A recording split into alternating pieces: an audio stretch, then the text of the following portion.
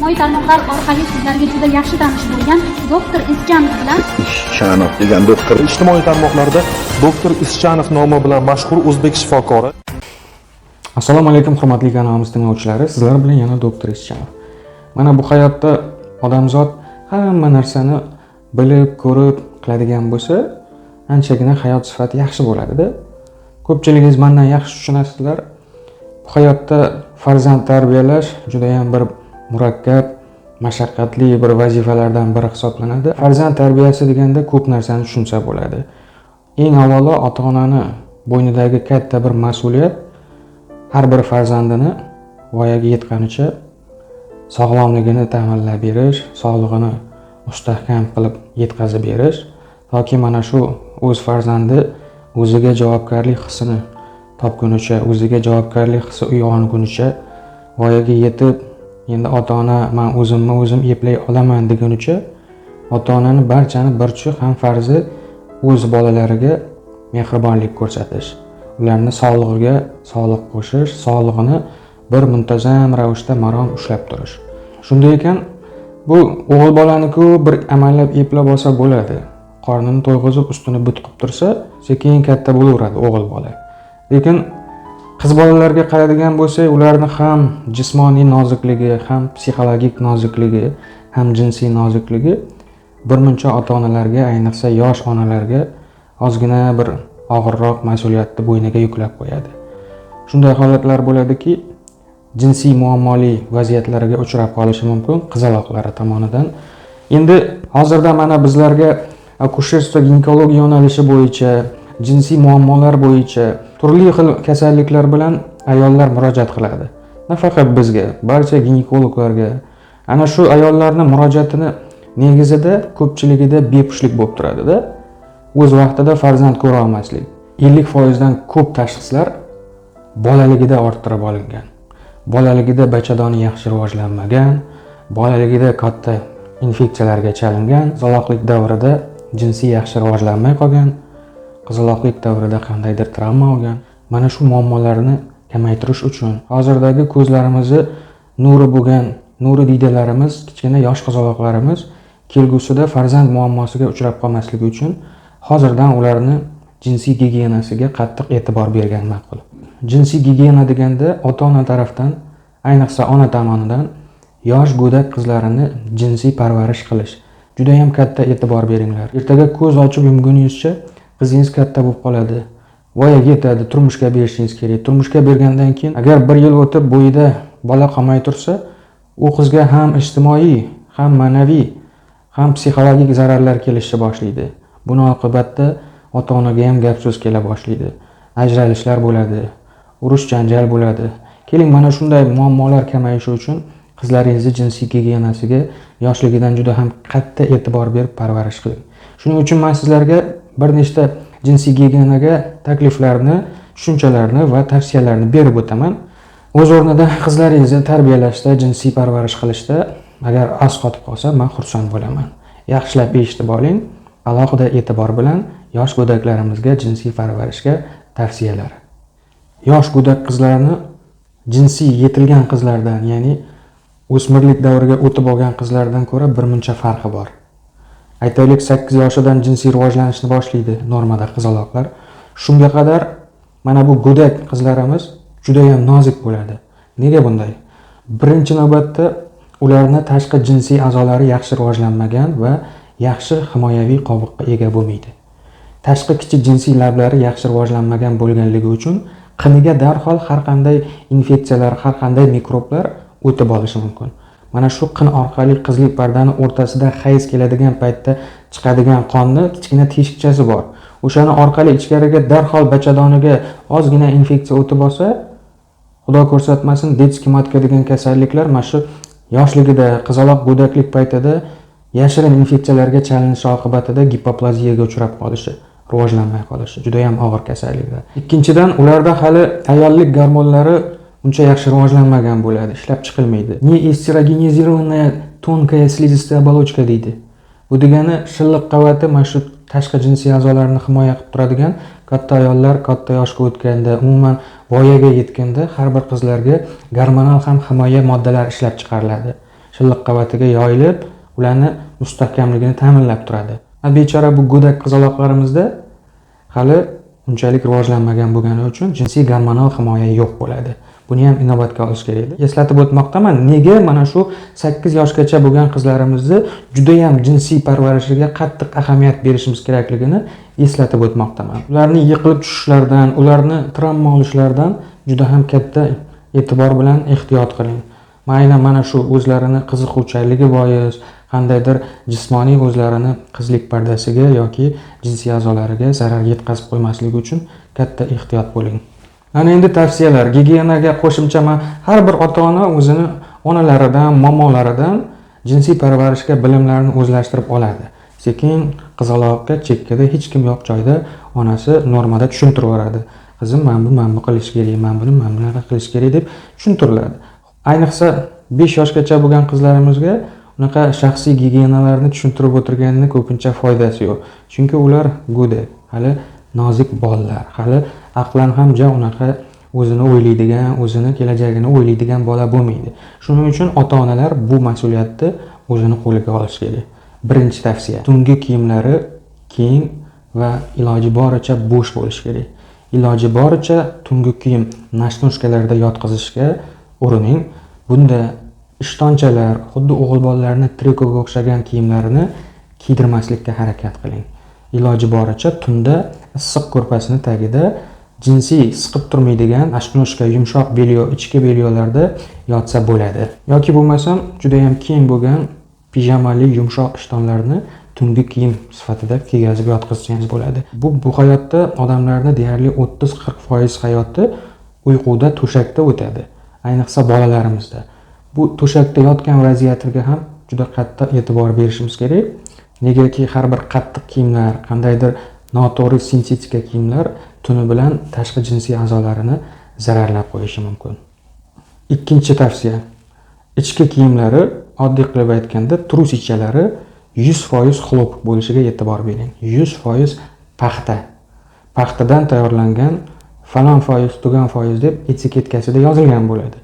Ana shuni jinsiy qizlarimiz rivojlanmagan paytida, ayniqsa 8 yoshgacha bo'lgan davrida iloji boricha 100% paxtadan tikilgan ichki kiyimlarni kiygizing.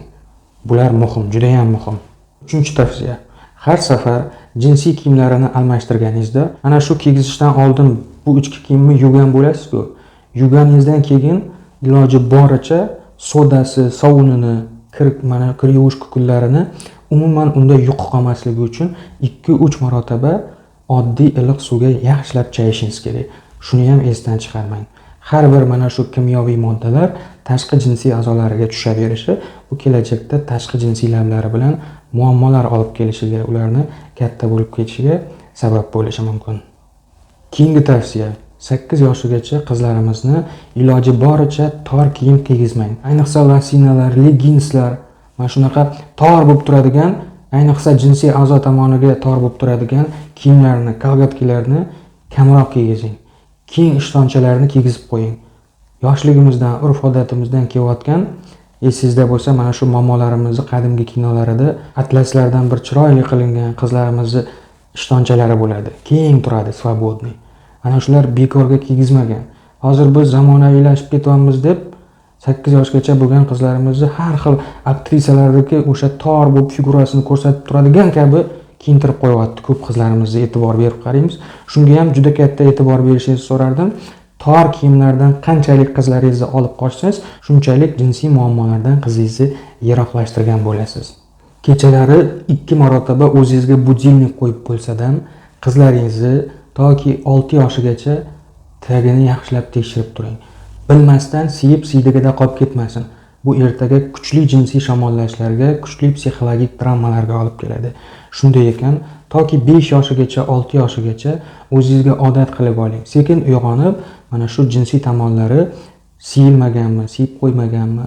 Bu yosh narsaga hech bir garantiya berilmaydiki, bilmasdan to'shagini qo'llab qo'yishi mumkin.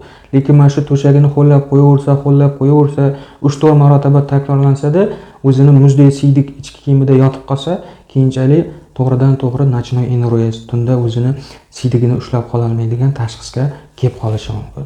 Shuning uchun bunga ham katta e'tibor beringlar. Keyingi maslahat: Ayniqsa yoz kunlarida suv havzalarida qizlarimiz cho'milishi mumkin, basseynlarda cho'milishi mumkin. Mana shu cho'milish muddatini to 8 yoshigacha jinsiy rivojlanish payti kelguncha, menstruatsiyasi kelguncha har mana shu cho'milishning yarim soatdan ko'p qilmang. Chunki bu suvning ichida turli xil infeksiyalar, turli xil mikroblar bor. Ustiga ustak zax, namlik ham mana shu kupalnigida yurishi ham yarim soatdan ko'pga cho'zilib ketsa, bir muncha jinsiy kasalliklarni olib kelishi mumkin. Shunday ekan, bunga ham katta e'tibor qarating. Endi yosh mana bu 2 oylik, 3 oylik, 5 oylik chaqaloqlarimizga onalarimiz o'zlarini mas'uliyatini yengillashtirish uchun bular podguzniklarni, tagliklarni, pamperslarni kiygizishni yaxshi ko'radi. Iloji boricha kamroq kiygizing. Men kanalimizda pamperslar haqida ma'lumotlar berganman, zararlari, foydalari haqida. Ana shu zararlari juda ham ko'p. Qizlarimizni ertaga jinsiy rivojlanmay qolishi, jinsiy kasalliklarga uchrashi mana shu pampersni ichida axlati bilan bir 1-2 soat qolib ketishi va qizib ichki tuxumdonlarini rivojlantirmay qo'yishi. Ichi issiq bo'ladi. Ular biznesmen, har xil maktab qimmat-qimmatlarini chiqargan, kiygizganingizni foydasi yo'q. Iloji boricha tagliklarni kamroq kiygizing. Masalani qanday yechish mumkin? Sizlar ko'pincha oddiy ishton ishkalarni kiygizsangiz, kiyimlarini yoki qumdab qo'ysangiz, mana shu 5 oyligigacha ko'p siyadi. Sizni kuni bilan vaqtingiz tagliklarni yuvish bilan o'tib ketadi. Yosh kelinchaklar ham shuning uchun iloji boricha dadasiga ham mana shu psixologik davet qilib pampersiz oladigan qilib tarbiyalab qo'yadi-da bu yosh onalarimiz, qizlarimiz. Yosh onalar, bu bilan birgalikda siz hozirda o'zingizni ishingizni yengil qilyapsiz, hozirda. Yomon so'kaman agar shu kelajakda pampers tufayli qizingizga bir jinsiy muammolar yetib kelishiga siz sababchi bo'lsangiz. Vaziyatdan chiqish oson. Bu pamperslarni puliga yaxshisi bitta arzonrog'idan ishlatilgan bo'lsa ham kir mashina oling. Mana vaqtingiz ham tejaldi. Dangazaligingizni ham yengib o'tdingiz. Kir mashinani ichiga kuniga 50 ta 100 ta ishtonchalarini, keng ishtonchalarini, xirba ishtonchalarini solsangiz, darrov eringiz ikkinchi xotin bo'lib kir mashina yuvib beradi.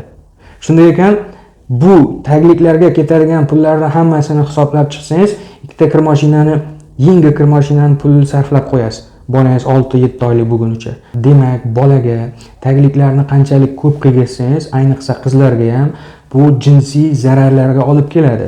Buni o'rniga oldindan xonadorlikka tayyorlangan paytingizda, bolali bo'lishingizni bilgan paytingizda, qizaloqli bo'lishingizni bildingiz.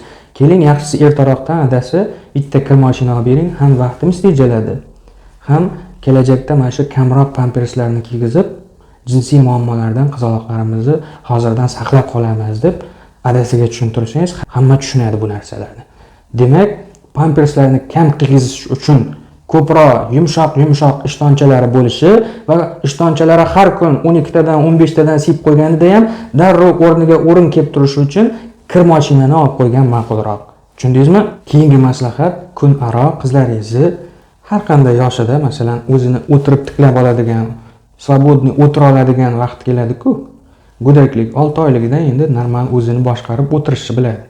Shunda kun aro har 2 kundan infeksion muammolarni oldini olish uchun mana shu chot qismlari, jinsiy tashqi lablari, jinsiy a'zolari pishib ketmasligi uchun qizaloqlarimizni kechki payt uxlashdan oldin oddiy yumshoqqina qaynab iligan suvda tog'orada bemalol cho'milib o'ynab o'tirishiga, 10-15 minut o'tirishiga yordam bering, sharoitni yarating shunaqa. Tog'oralarni, laganlarni yoki vannalarni iliq suvga to'ldirasizda 10-15 minut o'yinchoqlari bilan mana shu suvda cho'milib o'tirsa, qornigacha suv keladigan bo'lsa, bu mana shu jinsiy lablarni o'zini tozalab olishiga, tashqi jinsiy a'zolarini infeksiyalari yuvilishiga, ichiga hech qanaqa sovun yoki shampun, hech qanaqa kir yuvish moddalarini solish hojat yo'q. Oddiy yumshoq iliq suvi o'zida 10-15 minut kunaro bo'lib tursa, kechki payt bolalaringiz bu shunaqa jinsiy tashqi mana shu infeksiyalardan himoya qilib qo'yadi. Ertaga muammoli kasalliklar yetib kelmasligi uchun hozirdan shu ishlarni qilib tursangiz bo'ladi. Keyin quritib, oddiy keng bo'lgan yumshoq hibidan, paxtadan bir ishtonchalarni kiygizib, o'rab yotqizsangiz issiq joyda nur ustiga olon nur bo'ladi. Kunduzi yuvilsa, shamol-pomolga chiqsa, shamollab qo'yishi mumkin. Kechasi kun aro uxlashdan oldin cho'miltirib turing, jinsiy cho'miltirib turing, vannichka qilib. Shu o'rinda aytib o'taman, menimcha ko'pchiligingizga aytish shart emas. Iliq suvga o'tirishdan oldin taxaralaringizni yaxshilab uratsilin suviga yoki vannani margansovkaga artorib, keyin iliq suv to'ldirib cho'miltirib turing. Хорошо? O'zi tualetga, katta hojatga o'tira olmaydigan paytlarida ishtoniga axlat ketkazib qo'ysa, ishtoniga yuborib qo'ysa, tagini mana shu katta hojat bilan ho'llab qo'yadigan bo'lsa, sovun bilan, bolalar sovuni bilan yaxshilab yuvish esingizdan chiqmasin. Yuvgan paytida katta e'tibor bering. Jinsiy a'zosi qin tomonidan orqa teshik tarafga qarab yuvilishi kerak. Hech qachon siz orqa teshik tarafdan mana bunaqa qilib yuvib tashamang. Ko'pchilik men ko'rganman, e'tibor berganman, ayniqsa o'sha yoz fasllarida domlarda yashaydigan ayollarimiz mana shu qizaloqlarni qo'liga oladi, mana bu dumbasi bo'lsa, mana bunaqa yuvib tashlaydi. Axlatdan yuvish uchun. O'zicha ozoda bu. Suv solinib turadi, shuni bu rasvo qiladi. To'g'richakdan chiqqan yomon shakldagi bakteriyalar, mikroblarni qo'lingiz bilan qiniga olib borib qo'yasiz. Ertaga mana bu qindan kiraversa, shunaqa infeksiyalar, mikroblar orqa teshikdan qiniga yetib borsa, go'daklaringiz jinsiy muammolarga uchrab qoladi. Shuning uchun yuvgan paytida tashqi jinsiy lablar tomonidan tortib orqa teshikka olib borish kerak faqat. Bir tomonga tortilish kerak yuvilganda. Tushunyapsizmi? Agar chalqanchasiga yotqizgan bo'lsangiz, faqat pastga qaratib yuvasiz. Mana bunday qilib orqa teshikdan qiniga qo'lingiz bormasligi kerak. Suv ham bormasligi yuvilgan. Iloji boricha mana shu jinsiy lablar tomonidan orqa teshikka olib borsangiz, orqa teshikdagi sodержимыйsi yomon bakteriyalarni qinga tushib qolmasligini ta'minlagan bo'lasiz. Yaxshilab e'tibor bering shunga. Har safar tashqi jinsiy a'zolarini umuman mana shu gigiyena qilib yuvganingizdan keyin, quppa quruq bo'lganidan keyin nimadir ichki kiyim kiygizing. Namligicha ichki kiyim kiygizib, o'sha nam ichki kiyim o'zidan o'zi quriganicha tanasiga yopishib turmasin. Quritib, quriganiga ishonch hosil qilganingizdan keyin yaxshilab tekis maxsus o'zini sepiladigan vositalarni sepib, namlik bo'lmaganidan keyin yumshoq ichki kiyimini kiydiring. Keyingi tavsiya, o'zlaringizga kattalarga ishlatiladigan vlajniy salfetka, spirt saqlovchi salfetkalarni tashqi jinsiy a'zolarni artishga yoki axlat chiqarib qo'ygandan keyin go'dak qizaloqlaringizni tashqi jinsiy mana shu sohalarni tozalashga ishlatmang. Ularga qat'iyan o'zlari uchun, bolalar uchun chiqqan maxsus vlajniylarni ishlatsangiz ishlating, lekin spirt saqlovchi kattalarga deb chiqarilgan vlajniy salfetkalarni aslo ishlata ko'rmang. Buni ham esingizda qoldiring. Chunki tashqi jinsiy a'zolari juda ham nozik, katta ayollarnikini ishlatadigan bo'lsangiz, darhol zararlab qo'yishi mumkin. Go'daklik davrida, chaqaloqlik davrida, ayniqsa 1-2 oyliklarida go'dak qizlarimizdan, chaqaloq qizlarimizdan qinidan ozgina qon aralash vazeliniyalar kelishi mumkin yoki sut bezlaridan ozgina sutga o'xshash suyuqliklar kelishi mumkin. Bular ham xavotirga o'rin yo'q. Uzog'i 3-5 kunning ichida joyiga tushib ketadi. Bu avtomatik ravishda organizm kelajakda mana shu jinsiy a'zolari ishlaydimi, ishlamaydimi tekshirib ko'radi. Chiroqni o'rnatib ketayotganida chiroq qo'yib berib, montaj qilib, demontaj qilib mana shu simlarni o'rnatganda elektrik oxirida nima ish qiladi? Chiq bitta yoqadi-da, keyin o'chirib ketadi. Mana shu bitta yoqqanida biz voy elektrik uyimizda yashab qolib ketmoqchiman xonamda deb o'ylamaymiz-ku. Это для проверки, tekshirish uchun bitta yoqib o'chirdi. Organizm ham shunaqa.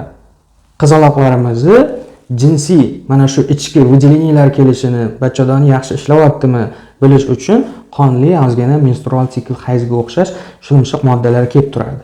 Oyiga bir marotaba, 2 marotaba kelib qolishi mumkin. Bunda ham vahimaga boradigan o'rin yo'q.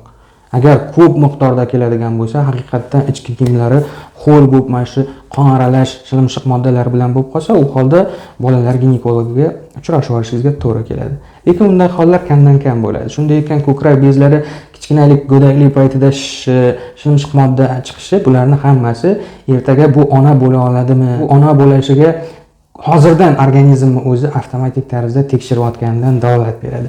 Shunday ekan, hurmatli ota-onalar, bugungi mendan sizlarga qizlaringizni jinsiy parvarishiga e'tibor berishingizni qaratgan, eslatib o'tgan maslahatlar shulardan iborat edi. Sizlar bilan doktor Ischanov. Tez orada boshqa ma'lumotlarda ko'rishguncha salomat bo'ling. Qizlaringizni yaxshi bir ajoyib qiz qilib tarbiyalab, o'zini uyiga, o'zini egasiga eson-omon yetkazib berishni hammangizga tilakdosh bo'lib qolaman. Salomat bo'ling.